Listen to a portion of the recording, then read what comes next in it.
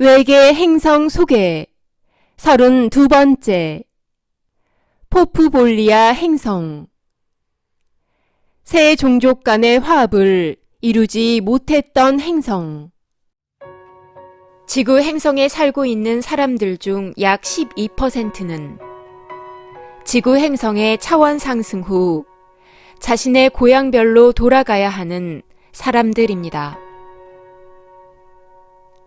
자신이 살던 행성이 멸망한 후 자신의 행성을 재건하기 위하여 지구 행성에 와서 살고 있는 사람들입니다.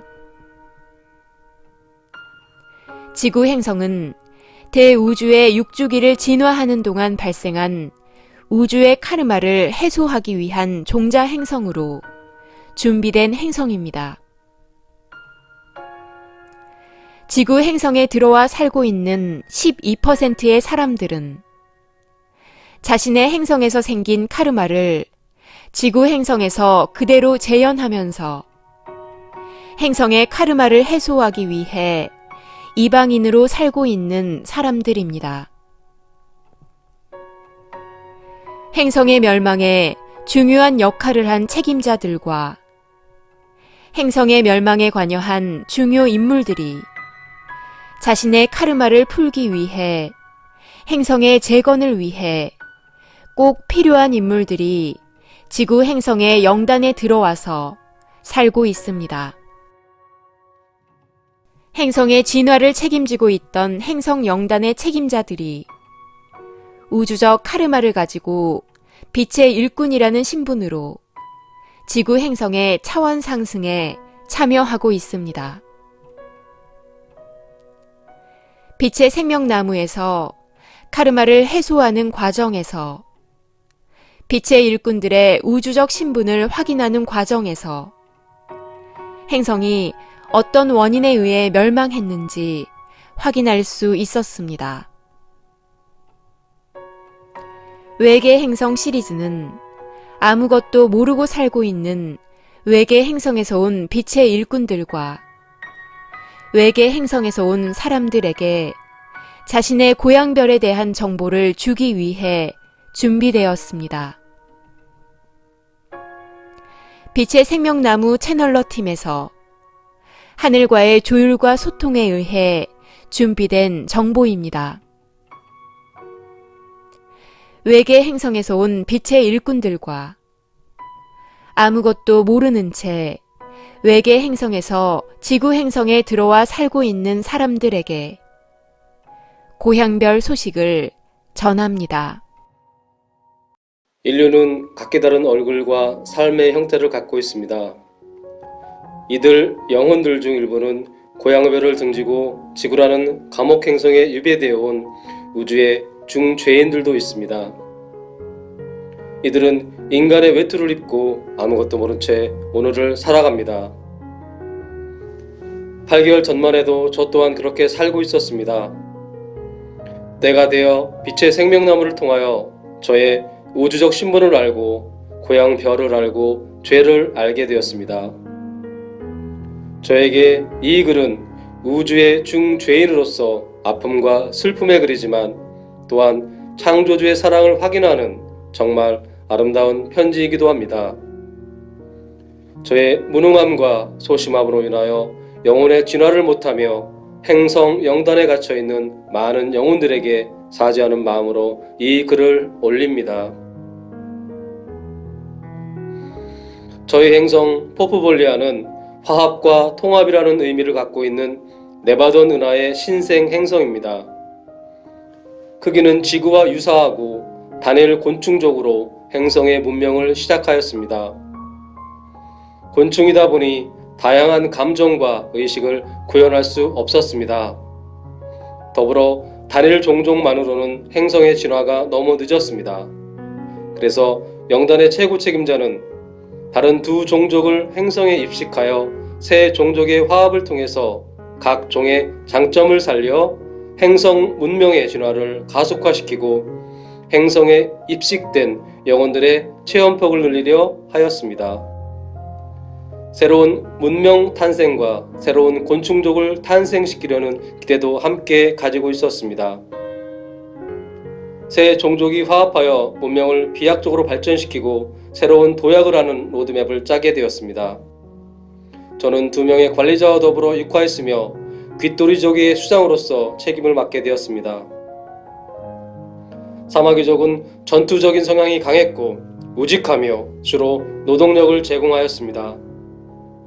여치족은 여성성이 강하며 행성의 전체적인 정보를 취합하고 기획하는 업무를 맡았으며 귓도리족은 설계와 기술적인 측면을 주로 제공하였습니다.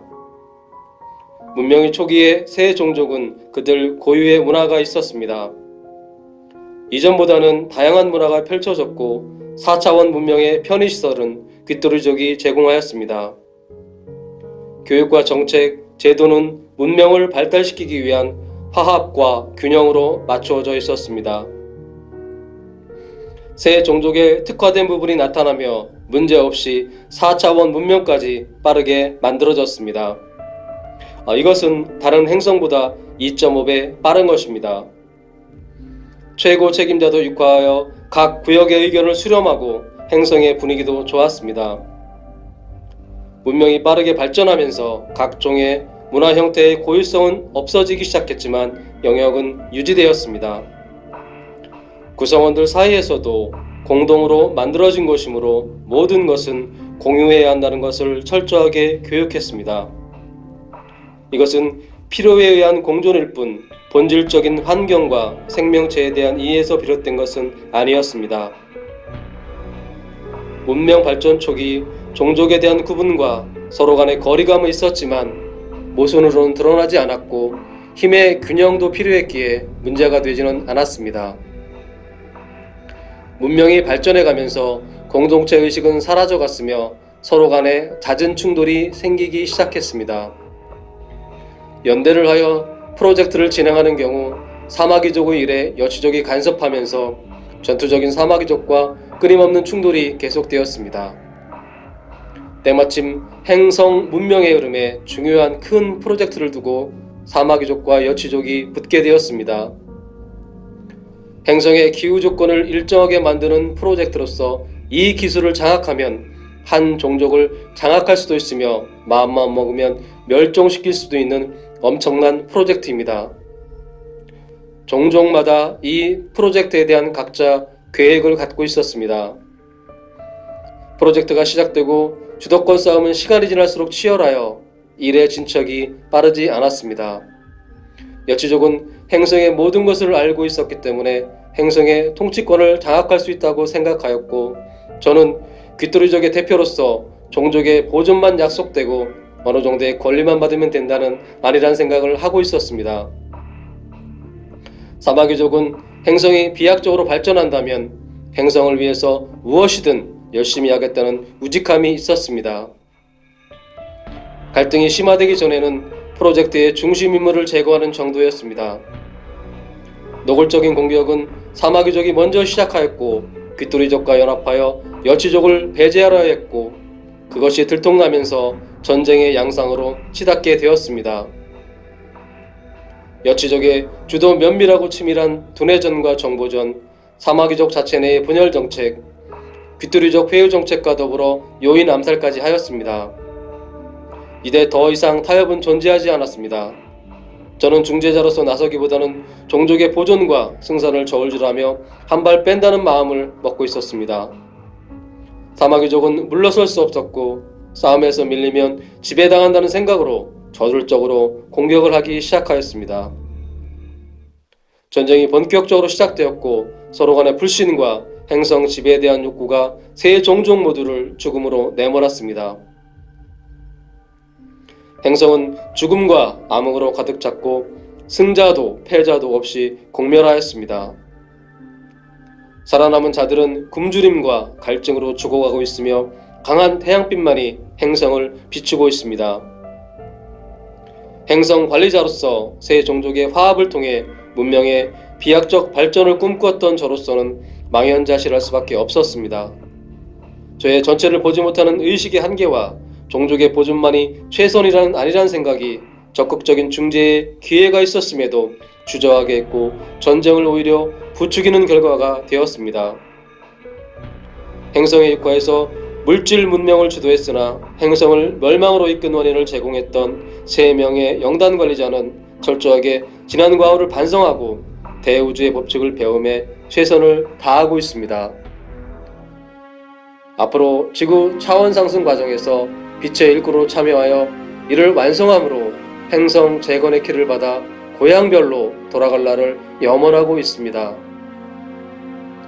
행성 관리자로서 자만과 이기심, 결단력 부족, 생명에 대한 존중의 부재가 얼마나 참혹한 결과를 유발시키는지 다시금 되새기며 영단에 갇혀 영혼의 진화가 멈춘 행성 주민들께 진심으로 사과드립니다. 앞으로 영단 관리자로서 생면 존중과 우주의 법칙에 순응하여 새로운 진화 로드맵을 완성하고 네바더누나 수많은 별들 중 고향별 포포볼리아가 가장 아름답고 찬란한 별이 될 수 있도록 만들겠습니다. 그 날을 기다립니다. 그리고 그 날을 준비합니다.